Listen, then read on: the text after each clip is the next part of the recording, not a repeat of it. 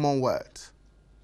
The Commonwealth of Nations, or simply the Commonwealth, is an intergovernmental organization of 53 member nations that are mostly territories of the defunct British Empire. Now, the idea of the British Commonwealth of Nations was first mooted by John Smoot in 1917 when he envisioned the future relations of the then territories within the British Empire. Now, in April 1949, the word British was dropped from the name of the organization to reflect changing times and the decolonization struggle which facilitated self-governance of the then territories of the British Empire. Now, the Commonwealth came into being with the London Declaration in 1949, which established the member states as free and equal.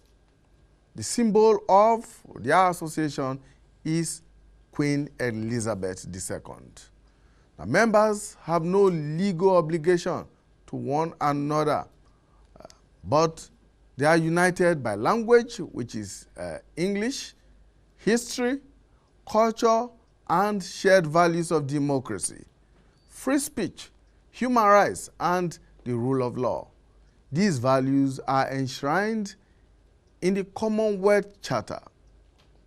Now, the main decision-making organ of the Commonwealth, of the organization, is the biennial Commonwealth Heads of Government meeting, otherwise known as CHOGM, where heads of government, mostly presidents and prime ministers, assemble for days to discuss matters of mutual interest. At the meeting of the Commonwealth Prime Ministers and the earlier Imperial Conference, where which was the precursor to CHOGM, the Commonwealth Secretariat, which came into being in 1965, is the main intergovernmental body facilitating consultations and cooperation on collective basis among member countries. Now, a prominent Nigerian diplomat of repute, Emeka Anyonku, was once the Secretary General of the Commonwealth. Now, on people, politics, and power today, our focus will be on the Commonwealth. And I'm being joined in the studio by two eminent diplomats and a Commonwealth scholar. First, from my immediate left is Paul Arkwright. Paul Arkwright is the British High Commissioner to Nigeria. Your Excellency, thank you so much for finding time to join us. Thank you. Also joining us is Cleo Wilson. Cleo Wilson is the Deputy High Commissioner of Australia to Nigeria. Thank you so much for finding time, Cleo, to join us. And our third guest, Tola Onayemi. He is a Commonwealth scholar and the Assistant Chief Negotiator, Nigeria Office for Trade Negotiations. Thank you so much for finding time to join us. Well, before the discussion proper, let's do a bit of a reflection. In 1965, when Nigeria's Prime Minister, then Prime Minister, Alhaji Tafawa Balewa, spoke to newsmen after submitting a proposal on how to improve education in Africa's Commonwealth countries, this is what he had to say.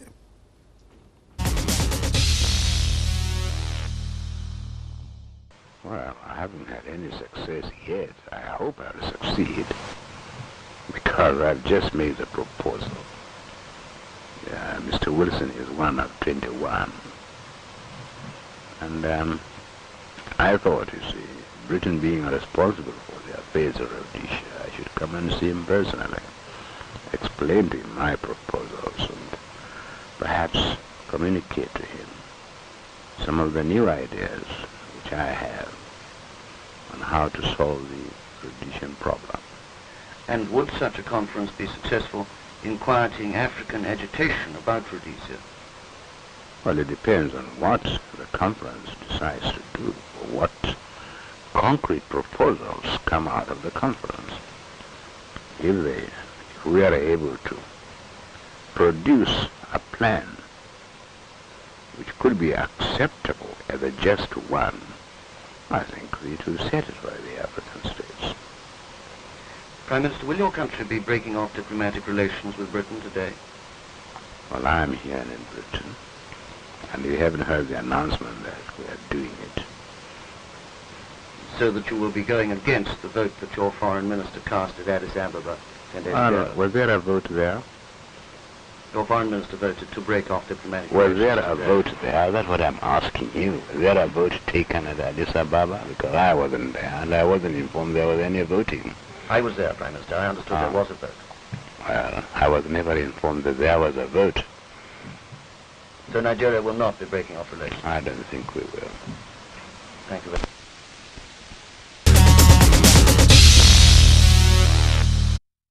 Alhaji Tafawa Balewa in 1965. Well, roll forward now to 2015. As it is customary, Queen Elizabeth II opened the Commonwealth Summit in Malta. It was the last CHOGM attended by the Queen as head of the Commonwealth. Since then, her foreign trips have become increasingly rare. Let's bring you snippets of that event as well as the address of the Queen on that occasion.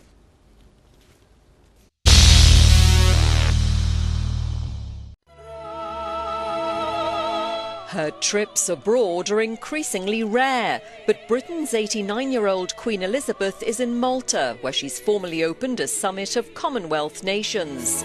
The Mediterranean island holds happy memories for the monarch from the days before royal duties governed her life. But official business has brought her back, with climate change and the fight against Islamist extremism set to dominate the debate. At this meeting, the Commonwealth will be charged with demonstrating leadership, often in practical ways, on an agenda of global issues and drawing on the distinctive contribution of our members.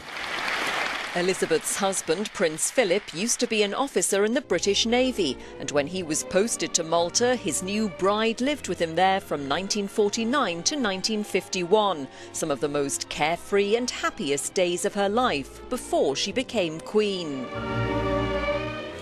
Its origins in Britain's former colonial empire, the Commonwealth now comprises 53 countries across the world. Summits are held every 2 years. But with future events planned much further from home, this trip down memory lane may well be the last time the Queen presides in person.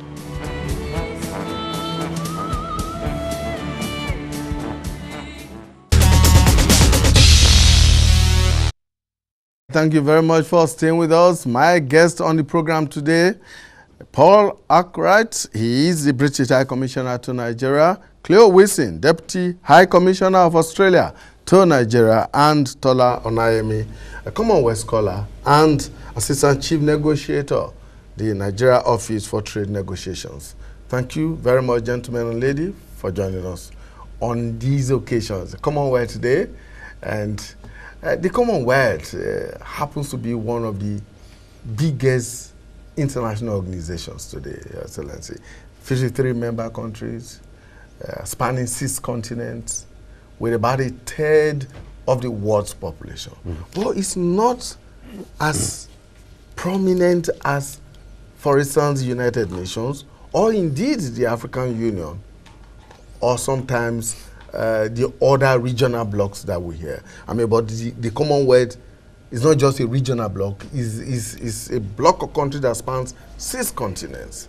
Why is this so? I mean, why does it seem as if the fortunes of the Commonwealth as an organization are dwindling, as it were? Well, I wouldn't agree with you that the Commonwealth is dwindling. I think the Commonwealth is very much alive, and I think we're going to see that at the Commonwealth Heads of Government meeting, the Commonwealth Summit in London next month. 53 heads of state and government coming. A range of issues on the agenda which are very relevant to Nigerians today, young Nigerians. We're going to be talking about climate change, jobs, growth, investment, malaria and health issues, education. All of those are very, very relevant. And the Commonwealth is not trying to replicate what happens in the UN, or indeed any of the regional groupings that you've mentioned, such as ECOWAS or the African Union. It's a diverse network of countries and of people And the value of the Commonwealth comes through those people-to-people links as much as through the government-to-government links. So I don't think that the Commonwealth is irrelevant today. The Commonwealth is very much a representative of a set of values which we can all share. It has defended democracy around the world, not least here in Africa, over time. And I think it is a real opportunity now to look at how we can build on those links, those historical links that you've been talking about, especially in that area of trade and prosperity, so that we can help to create jobs for people here in Nigeria. Cleo, let's look at the ideals of the Commonwealth as they were set out at inception, and how they have either been maintained or transformed over the years. Well, I suppose, of course, the main principle is democracy. All 53 states, democracy. We've all worked hard at it. We've shared our ideas. We've shared the lessons.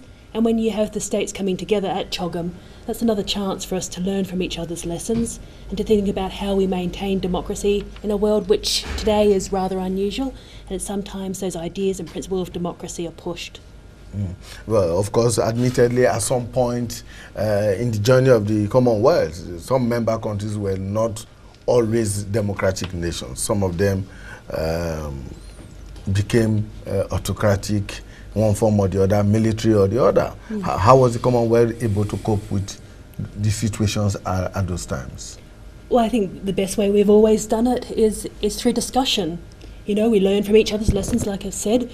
We encourage each other with similar histories and similar backgrounds to work together and to always keep that ideal of democracy and the right of the people strong and loudly heard. And we encourage each other to continue to do that as a group of 53 states. Tola, you are a Commonwealth scholar. I mean, so obviously you have benefited one way or the other from the Commonwealth as an organization. Like the ambassador said, the relevance of the organization continues to be a matter of debate, particularly amongst young people. What would you say, I mean, about its relevance in today's situation? Like the ambassador said, I think it's not really in question. The Commonwealth continues to show that it's relevant and can morph and evolve to meet the challenges of our time. April 18 to 20 of this year, in London, there will be the Commonwealth meetings, and the team is actually towards a common future. So you would see 53 heads of government discussing how to work together. But I think for young people, the bigger questions is how to learn lessons from other climes within the Commonwealth. So there are 53 other countries, 52 other countries each country can learn from. And I think for young people, it's also a way to pull together. So just today also across Nigeria, in Kwara, even in Abuja, in Rivers, in Abia, in Akwa Ibom, there are several Commonwealth scholars doing several initiatives to commemorate the Commonwealth Days. Things ranging from helping people be aware of Commonwealth scholarships that exist, things such as even informing of the purpose of the Commonwealth Day and the history, because like they say, if you don't know history, you repeat it, right? And just even important lessons like how to get young people to do better with their lives. So those are things that Commonwealth scholars are beginning to do even as at today. So I think one of the biggest impacts of the Commonwealth as a association on young people has been a means for young people to collaborate and learn from each other and do things together. Even in Nigeria, I beyond just being a Nigerian and regardless of our common affinity as Nigerians, there is that second bond of knowing that you are both Commonwealth scholars, you both had similar experiences, and I think it cuts across even your country. Sometimes I've got some of the closest friends in the world from my university days in Cambridge, who I always make a joke now that in any country I go to, I have got a friend that I picked up from school. And those are some of the benefits having world-class education and learning from each other across board. So I don't think the association is a risk. It's a different type of organization. It's one where people learning and evolving together is a priority rather than brute force. Yes, that's precisely my point. In the past, many young Nigerian people, particularly students, aspired to get Commonwealth scholarships, go study in any Commonwealth country and all of that. But it doesn't seem as if that is still the case today. I mean, you rarely hear of Commonwealth scholarships and Commonwealth awards and all of that. Is there something missing? I actually beg to differ on that. I think, so just this year, and I tend to travel a lot for work, so I'm not even in the country. But just this year alone, I know I've been invited to nothing less than 4 Commonwealth events, and this is just a match, right? And most of those events are either scholars who had gone for scholarships abroad in one of the, and are coming back and are getting assimilated back into the country. There are also people who are actually about to go and are just learning lessons on how to make best use of the experience. And there's just that. There's also the Chevening Scholarship, which exists, which even though it's not call it within the Commonwealth, also is one of those kind of things that helps. So I think there is still a massive number of people applying for the Commonwealth. In my year, there were a number of people. In my class alone, I think there were like just Nigerians, about 3 Nigerians who went to Cambridge alone, who were on the Commonwealth Scholarship. So I think there still exists a lot of those kind of scholarships. Can more be done about informing people? Yes, and that's one of the reasons why the Commonwealth scholars all over Nigeria today are trying to put more information about scholarship that exists so that people are aware of it. Can more be done in ensuring that we share more lessons among ourselves? Definitely, in every organization you can improve.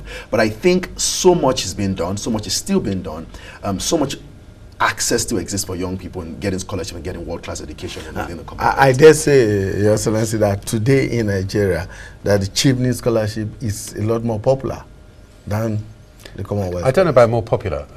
There are 2,500 Commonwealth scholars in Nigeria alone. Okay. And there aren't quite as many Chevening scholars as that in Nigeria. So they're both popular. The Commonwealth Scholarship obviously means that you can go and travel and study in any Commonwealth country. The Chevening is specific to the UK. But we're encouraging all young people to think about that, to look online, to find out what the qualifications are, and then to apply for those scholarships. So yeah, I mean but it's just one aspect. I think the Commonwealth Scholarship is a really important aspect of this, but it's just one aspect of these people-to-people links that. Let's look at the other aspects. The summit in London in April. What are the likely issues that will be thrown up at this summit? I recall that several years back, Nigeria, Abuja specifically hosted CHOGM. It was a big event, very big event, with Nigeria having the opportunity of hosting not just the Queen, but all Commonwealth leaders coming into Abuja here. But this year is London. What are those issues that will be put on the table? Well, this year is London, and it's actually going to be the biggest summit that Britain has ever held in our entire history. 53 heads of state and government, all coming to the UK, and of course we expect President Buhari to be one of those heads of state and government. What are the key issues? They're around prosperity and trade, so about how can we use those Commonwealth links, facilitate trade, make the most of the connections. You know, if 2 Commonwealth countries trade with each other, the value of that trade is 20% more than if a Commonwealth country is trading with a non-Commonwealth country. Common language, common rule of law, common business practices make a huge difference when it comes to trade. We're talking about the environment. So what can we do with the environment? We're talking about the Queen's canopy. You know, there's a sort of forest initiative, so lots of forestation or deforestation issues here in Nigeria. We want Nigeria to be part of that. We're looking at ambitious goals such as halving the number of people with malaria up to 2023. Malaria is a massive problem in Nigeria. We're talking about education, 12 years, guaranteeing 12 years of education for every child, girl and boy. In Nigeria, there are 12 million children out of school, and 60% of those are women or girls. So I would say all of that is extremely relevant to young people in Nigeria, extremely relevant to helping the government achieve some of its own targets. So those are the kind of areas. We'll also be looking at counter-terrorism, and in particular countering violent extremism. We'll be looking at cyber governance, so the whole threats to governments through cyber warfare, if you like, and that's another big issue. And human trafficking and modern slavery, which, as we know, is also a big problem here in Nigeria. So all of these are issues where governments are coming together to discuss solutions, not just the problems, but the solutions. They're going to make commitments. It's then for the people of those countries to hold those leaders to account for the commitments they're going to make in London next month. Claude, so many issues that will be on the table in London. And this conference is taking place against the backdrop of the Brexit. I'm just thinking, just like many Nigerians, how that is likely to impact I mean, Brexit itself is likely to impact the Commonwealth countries. What are the possible gains from this occurrence of Britain exiting the European Union and relationships with Commonwealth member states? Oh, I personally, as an Australian, hope that it will only be a positive, and I'm sure that the United Kingdom is looking more and more towards the ties it already strongly has with Commonwealth countries, but looking once again about how it may be able to re-engage, particularly on the trade front and on other matters. So I think for all the concerns people have, there are always positives that you can look for, and within the Commonwealth there are lots of positives that we can see from the situation. Tola? I'm going to throw that same question to you, yes. And then you're going to ask me, right? I'm going to ask you. I thought that was where we'll have started from. I definitely agree. I think, like the theme of the Chogam says, towards a common future. I think one of the biggest possible outcomes of the Brexit is a look back at historical relationships that already existed, the Commonwealth relationships among the 53 countries. And I think that would mean, and as someone who is an international trade lawyer who cares a lot about trade, it'll mean stronger ties. So for instance, I know that very recently a decision was made about accepting Nigerian currency in the UK for trade. Those are kind of decisions we're looking forward to, right? So facilitating trade and investment between Commonwealth countries. And like the ambassador said, just the fact that both countries are Commonwealth countries, it means that they have such common ties. They've got common commercial principles, lex mercatoria. And what that means to a great extent is that they can make a lot more gains in the transactions they make among themselves. But I think bigger conversations is about being able to drive the needle on even the most controversial issues like climate change that have been difficult to.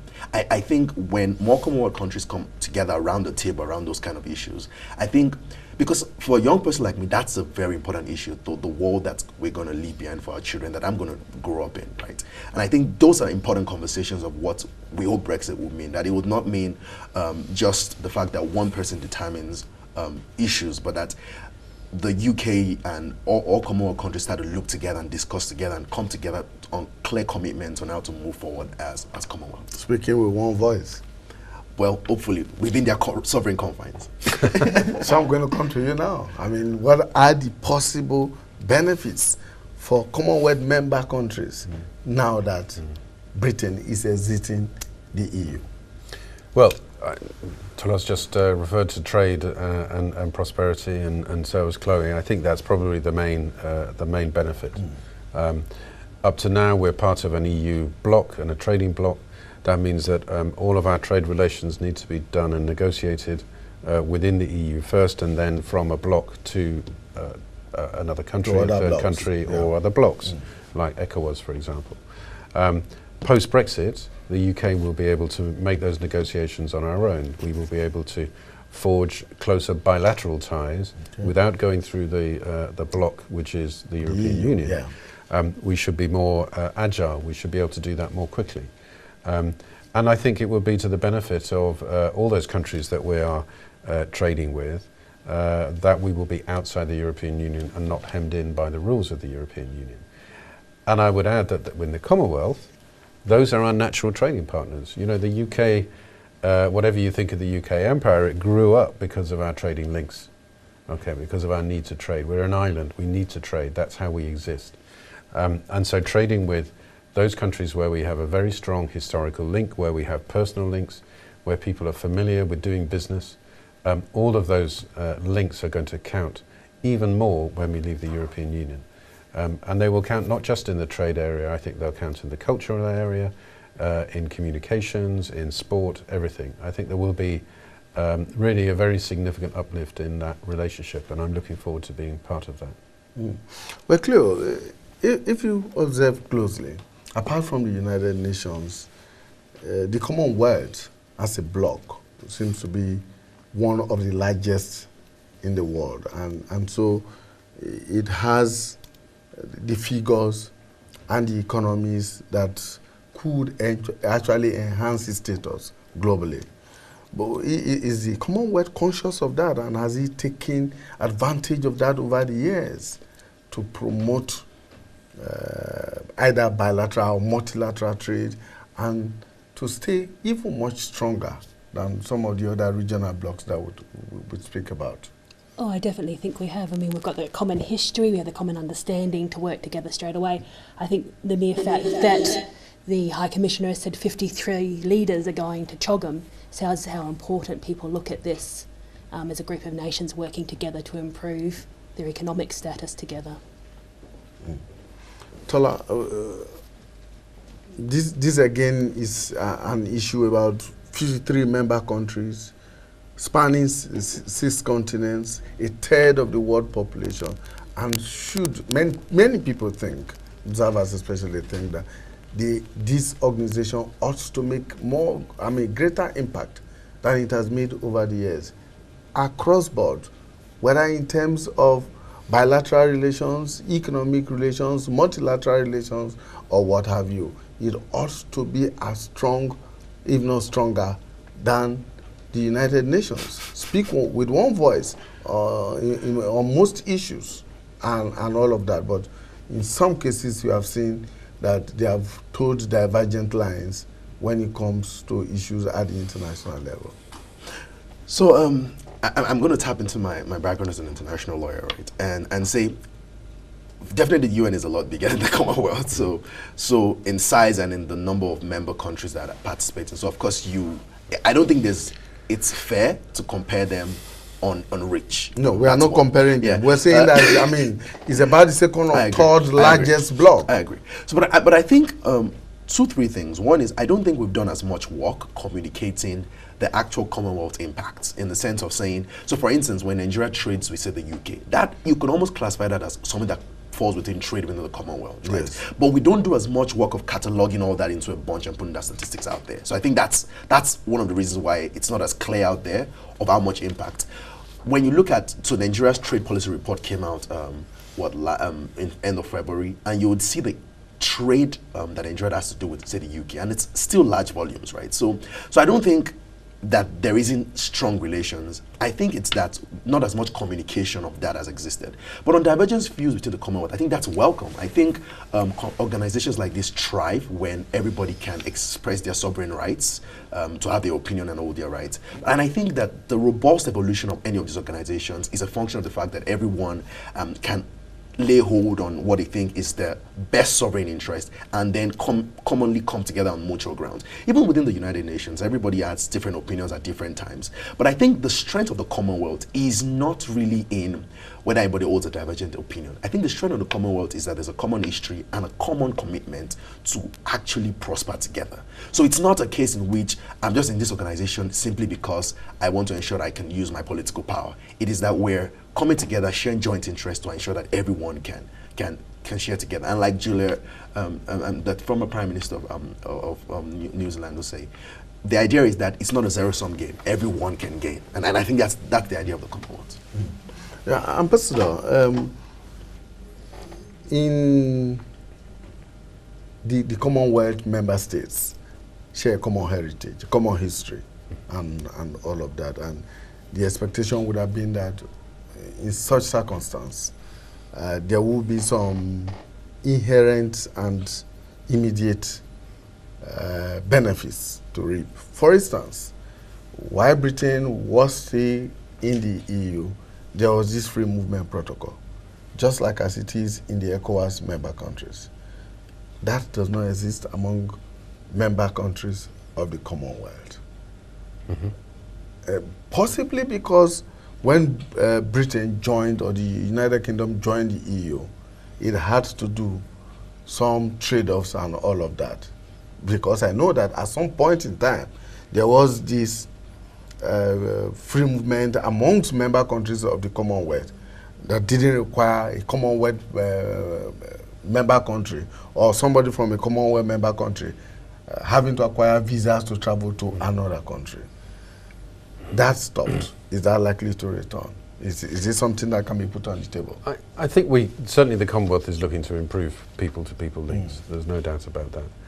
If you're asking me, will the visa regime for the UK to Nigeria change? as soon as we leave Not the just European with Union. UK, but I mean other member. Well, I can't speak for other members, can I? I'm going to ask Cleo whether well, that maybe will Cleo change. I'm sure Cleo can answer that. By the way, it's really important that we recognise that the Commonwealth is not about the UK. The Commonwealth is one of 53 countries, okay? And there tends to be in Nigeria a sense that when you think about the Commonwealth, you think about the UK, and you think about the Queen, and you think about London, and you think about visas to the UK. The Commonwealth is a country, is a network of 53 very, very diverse countries. And what I'd like to see is many more links between Nigeria and Malaysia, Nigeria and India, Nigeria and Kenya, so that we can make the very best of it. It's not just about what is the relationship that each of those 52 countries has with the UK. Coming back to your visa question, I think to be frank, it is very unlikely that visa regime will change anytime soon.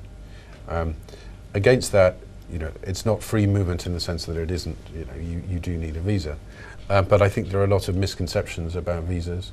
The fact is that nearly 70% of all visa applications from Nigerians to go to the UK are accepted. The fact is that over 90% of all student visa applications are accepted. The UK welcomes Nigerians, and Nigerians make a massive contribution to the UK in so many different ways, whether it's in business, politics. There are 7 Nigerian descent, 7 MPs of Nigerian descent, 4 of them women. Very positive thing. So the links are there, the closeness is there. The visa regime, I think, is likely to stay. Cleo? I'm afraid Australia's voice would be very much in keeping with the UK, and that is we have quite a stringent visa process. It doesn't stop anyone. It doesn't stop anyone from the Commonwealth from applying. We apply it equally across all Commonwealth nations, and I think that's unlikely to change in the future. Now, there's something that we need to discuss and maybe educate young Nigerians about. Exchange of ambassadors, or rather diplomats, amongst between Commonwealth countries. What you have, for instance, is a High Commissioner to Nigeria, or a High Commissioner of Nigeria to the UK, instead of being called an ambassador. We need to be educated on that. Very many of those who are watching, for instance, young Nigerians do not understand why the British High Commissioner to Nigeria is called a High Commissioner, and why he is not called the ambassador to Nigeria, as, for instance, the US ambassador to Nigeria.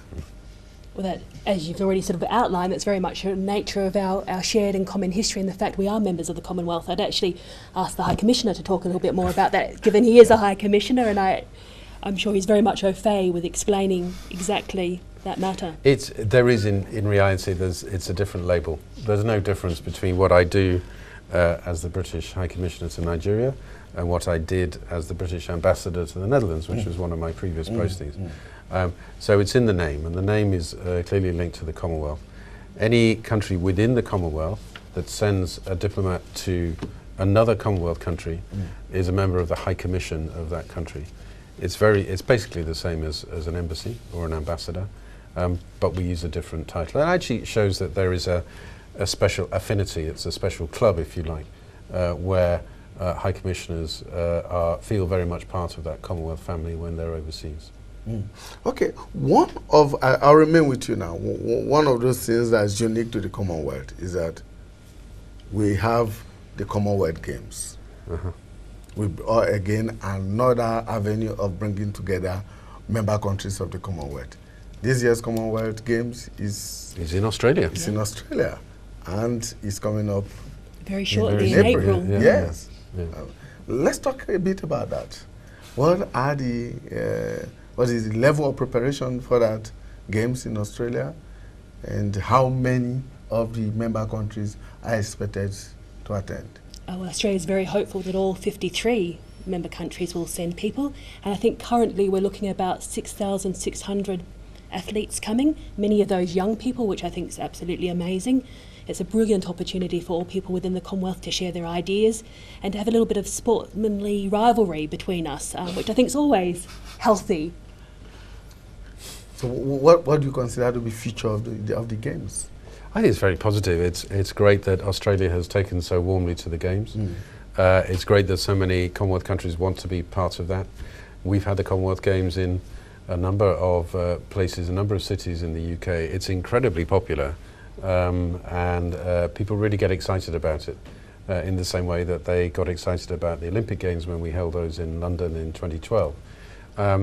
So no, it's a great way, and as Chloe was saying, it's a great way of sharing those life experiences, ensuring that there is a really good exchange of views and young people getting together, hopefully making friendships which will last beyond the 2 weeks of the Games.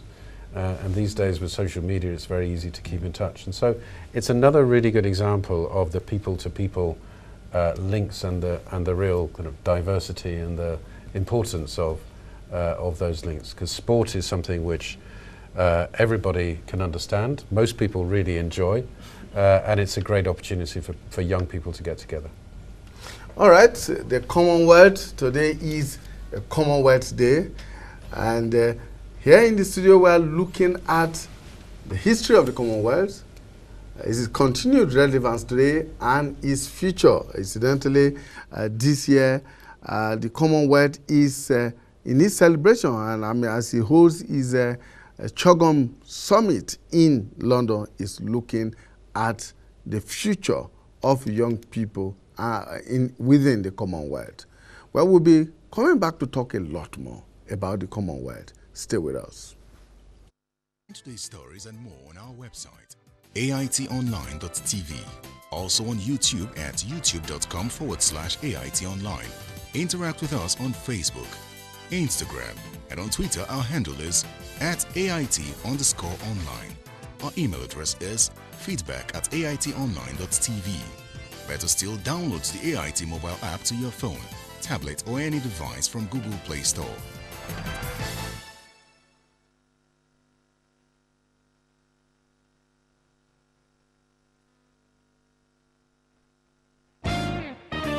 Human rights, equality, fairness, the rule of law, principles that shape a democratic society.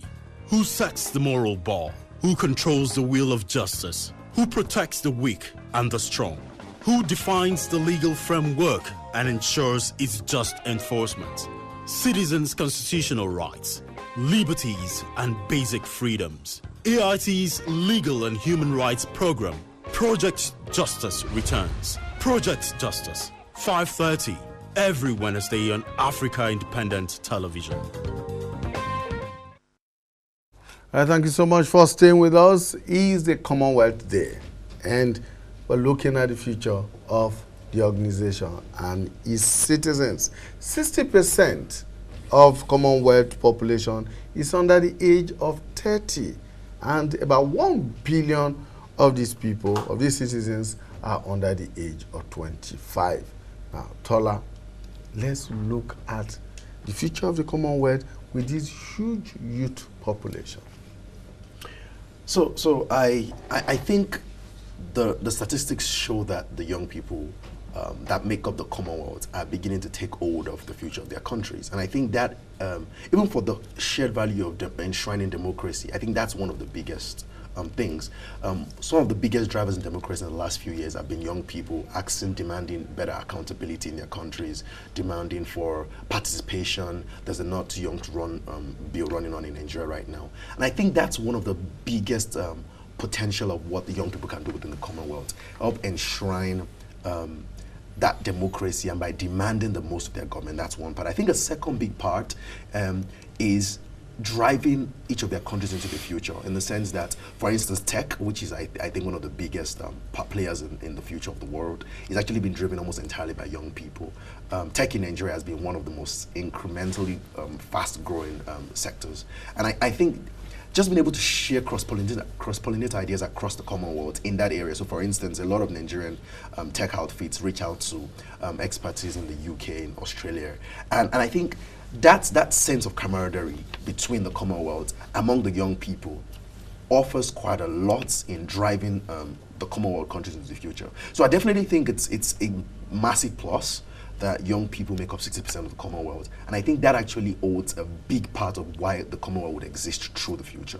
Because these young people would keep demanding accountability, keep driving, keep creating prosperity by doing business and work, entrepreneurship, which is a major forte of young people who are trying to find meanings. Even opening up society, having conversations about issues that have always been closed in some African societies, issues about sexuality, issues about, and those are things that young people are beginning to drive and are pushing across border in different Commonwealth countries. So I think that being able to do that as young people, but beyond that is being able to learn also from the experience of those that have done it. So I have got friends who are probably doing masters abroad and are learning best practice in how to drive reforms, how to drive social justice reforms in the country, and coming to apply the same thing.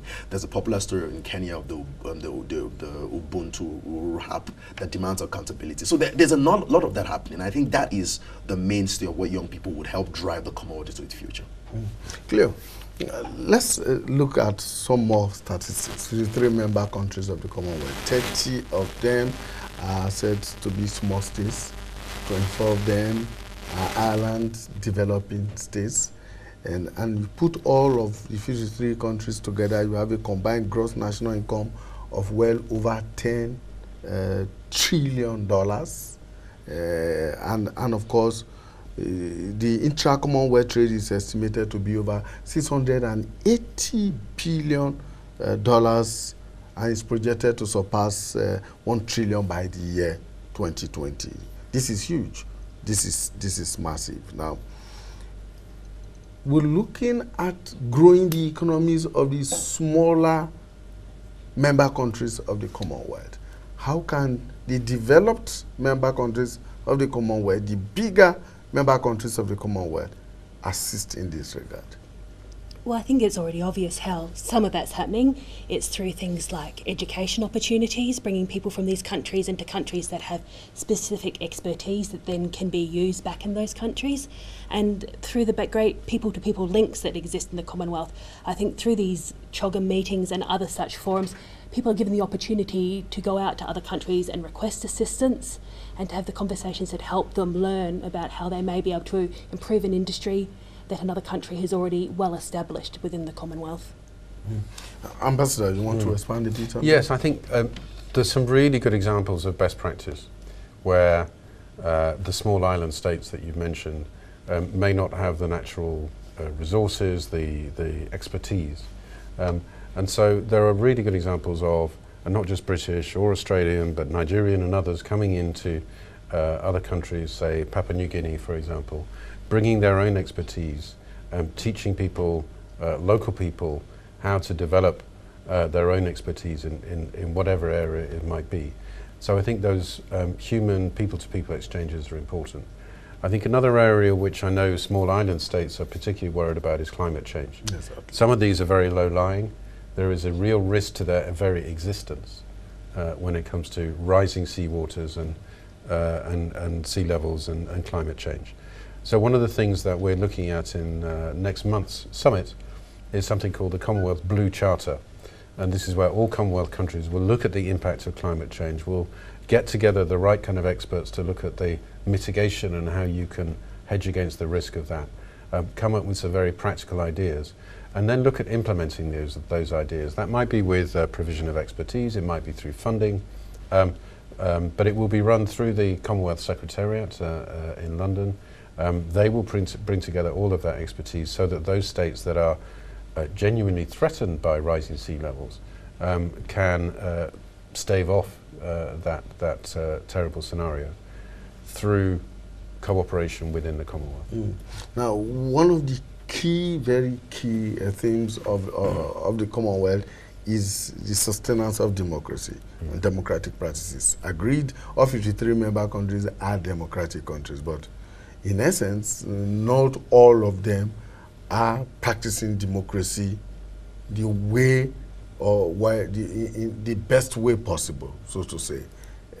And I'm wondering how the Commonwealth as a body can pressure those that are not going with best practices to raise the bar.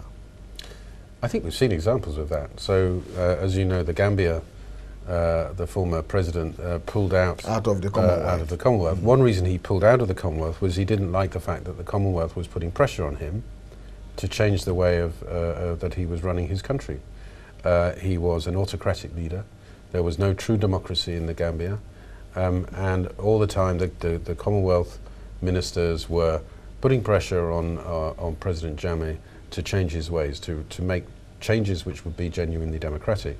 He got so fed up with that that he pulled the Gambia out of the Commonwealth. The Gambia is now coming back into the Commonwealth, now that it has a genuinely democratic dispensation. So that's one example of where the pressure of other democracies within the Commonwealth can make a difference. And there are other examples as well. You also have, there have been over 140 election observation missions to Commonwealth countries from Commonwealth election observers. That is another way of reinforcing democracy. It's another way of helping a country along that democratic path so that it can become a truly democratic country. And there's no such thing as a perfect democracy. There isn't one in Australia, there isn't one in the UK, there isn't one in Nigeria. But we can all strive to improve. And in a number of countries they may need to go further down that road than others. But that's the point of the Commonwealth. It's a family that is pulling together, that is talking to some of those who are maybe too slow and saying, you need to move along. Going back to this point that Tolo's making about youth and accountability. If you want to be truly accountable, if you want your young people to thrive, then you have to join with us on this journey towards true democracy. And clearly we have seen one or two countries who were not originally members of the Commonwealth asking to join or have actually joined. What do you think is the pull? What is the attraction? I think just for what we've just been talking about, you know, the amount of expertise, the fact that it's a group that will get together and talk and share ideas and look at ways at resolving issues that might be coming up, for example, on climate change. So I think the real attraction there is a group of countries with a shared common history that are willing to learn from each other and share knowledge. Are some of the member countries of the Commonwealth learning fast enough some of the ideas of democracy that, for instance, the advanced democracies in the member countries, say for instance in Australia, in UK, and maybe one or two others, do you think that they are picking up fast enough, or something needs to be done to nudge them on? Oh, I think we can always help each other to learn about democracy, but I'd say that also for Australia, we're not a perfect democracy. There's always things that we can do, and we can do better. And I think the problem is when you stop asking how you can do democracy better, that you have real issues. And I think once again, things like CHOGM give countries the opportunity to talk about what democracy is, how it changes, and how it can be better in each of our countries. Tola, let's quickly look at how the young people in the Commonwealth can actually key into the best democratic practices that we have among the member countries, and how they can replicate some of that back home in their various countries. So I think one of the first important thing is to understand that one of the major parts of democracy is participation, right, and accountability. And I think that's one of the biggest parts. One of the important things that is going to play out in Commonwealth countries is a demand that younger people can play a role in politics, can vote and be voted for, and not disenfranchised. And I think that's one of the biggest lessons. And learning, because it's one thing to have an ideal, it's another thing to get community support around that ideal. I think one of the biggest lessons across the Commonwealth is learning how to galvanize support around an ideal, how to raise funds to fund an ideal, how to lead a change process. And it's not just from the advanced democracies to the younger democracies. It's actually playing everywhere, because what you find out is there are issues in which younger democracies probably have a more nimble, agile flexibility, and are begin to offer a learning experience to even more advanced democracies. But that's one of the young things. And the good thing with young people is we don't have as much of the bureaucracy, right? We don't have as much of the white papers that we have to write to get documentations done. This is best practice. This is how we did it in our country. And there's several of those kind of meetings. And sometimes what is funny is they're not even called political meetings. Sometimes they're business meetings. Sometimes they're tech meetings. Sometimes they're just social meetings. They're classmates talking around boardrooms.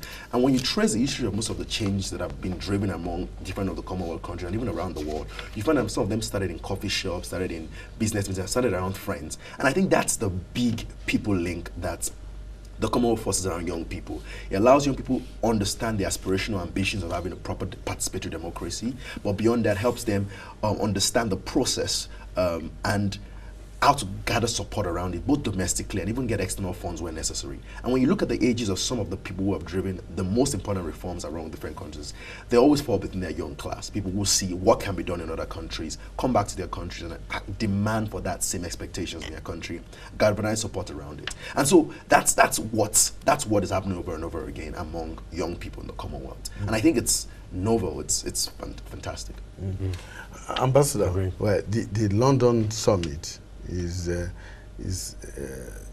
said to be or likely to be one of the most important political events that will happen in UK this year. And that summit is also expected to set a new vision for a more effective Commonwealth. So how is that going to happen? Well, through discussion, through agreement. At every Commonwealth summit there is, at the end of that, a communique, which is a text. Hopefully this won't be too long, but it will set out some key areas where we want to see a fairer Commonwealth, a more prosperous Commonwealth, a more secure Commonwealth, and a more sustainable Commonwealth. And under each of those headings, you're going to see particular initiatives, particular ideas, in ways in which we can make this wonderful organisation stronger, fit for the future, and an organisation of which young people want to be part of, will be proud of. And I think that's up to this generation to really prepare for the next generation. So you will be seeing, as I said earlier, you will be seeing some of the health issues, some of the education issues, some of the sustainability and environmental issues coming out really very strongly through the Commonwealth communique and through the discussions. And there we will have political level agreement. Now, political level agreement is one thing, implementation is another. And there I think it is absolutely right for young people, for everybody, for voters in Nigeria and in the UK and in Australia to hold our leadership to account for what they have signed up to and say in a year's time, well, how far have you got towards this particular target which you signed up to in London 1 year ago? How far have you got in trying to halve malaria? How far have you got in eradicating preventable blindness? How far have you got in providing 12 years of quality education for every child in your country? And that's a challenge for all of us, and it's a challenge for democracies. And if you're not satisfied with how your leadership is responding to those commitments, well, you've got to vote. You should use it. Cleo, very quickly, we have in the last 20 years we have had 3 major declarations by the Commonwealth at different times and all of that. Usually the CHOGM is beyond the government-to-government summit. There are other bodies, civil society, businesses, and all of that coming together. So the expectation this year, in April, is that this would replicate itself. But moving forward from there, what do you think can be done differently this time from the past? Well, I don't necessarily think there's anything that can be done differently. Each time it's different people and things change. But like I said, I suppose that what we always hope for our leaders have good, strong, robust conversations that result in a communique which reflects the interests of the people they're representing. And when that comes from 53 countries, that has to have some force and it has to be something to be reckoned with.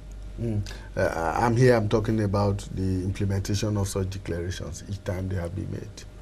But something to be worked at. None of us are perfect, but I think that is, each time you have a declaration from the Commonwealth nations, then, it's something to be worked at, and hopefully we'll get better and better, and this year will be one of those years where we all go out of our way to implement what comes out of it. I'd like to see regular reviews of what's happening following on the communique. I'd like to see, say, in 6 months, in 9 months, and 12 months, people actually being asked the difficult question, what did you do, your government do, to implement this particular commitment? How far have you got down that track? That's in part the job of the Commonwealth Secretariat and the Commonwealth Secretary General, but it's also, the responsibility of the people themselves, of the voters, to actually challenge the leadership and say, what have you done to deliver on this promise?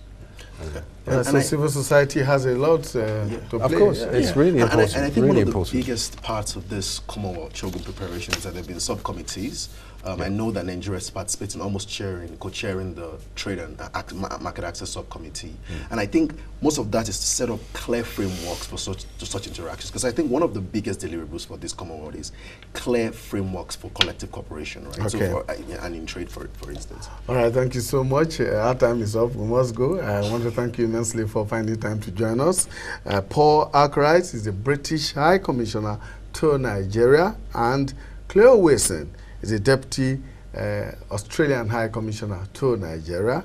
And of course, Tola Onayemi is a Commonwealth Scholar and Assistant Chief Negotiator, Nigeria Office for Trade Negotiations. All of them have joined us to take a look at the Commonwealth. Today is, of course, the Commonwealth Day. Thank you so much for joining us. Well, I want to thank you out there for investing your time with us. The Commonwealth Summit comes up in London in April, and of course, the Commonwealth Games, popular Commonwealth Games, coming up in Australia in April as well. We look forward to all of those events. My name is Imoni Amarere. Do have yourself a wonderful day for the rest of today. Bye for now.